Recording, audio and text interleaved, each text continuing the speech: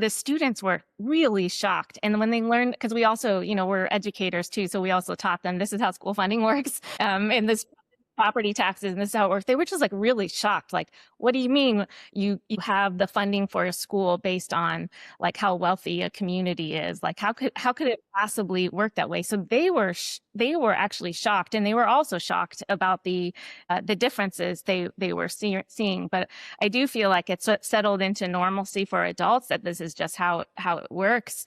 That, like, especially for middle class and more affluent people, that just sort of like this sort of baseline understanding. If you want to go to quote unquote good school, you just move. You have to like move and pay for a house that will get Right. you access to that, as if that's like the way things would work, even though this is a public school system that is intended to provide opportunities for everyone. So I do think it's somewhat normalized. And, unfortunately, it also gets normalized for students and families sometimes who are attending underfunded schools. Like, it's not like they don't notice that there are some obstacles and barriers in their way. Like, of course they do.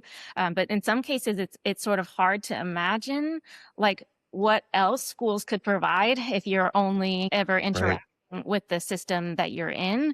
And so the city kids were also shocked just by like what the range of possibilities that were available in the suburban school. And the suburban students were, of course, shocked at like some of the things What that wasn't available. Right. they took for granted, that of course all schools have Right. this, and then they walked into the city school and that was not always the case.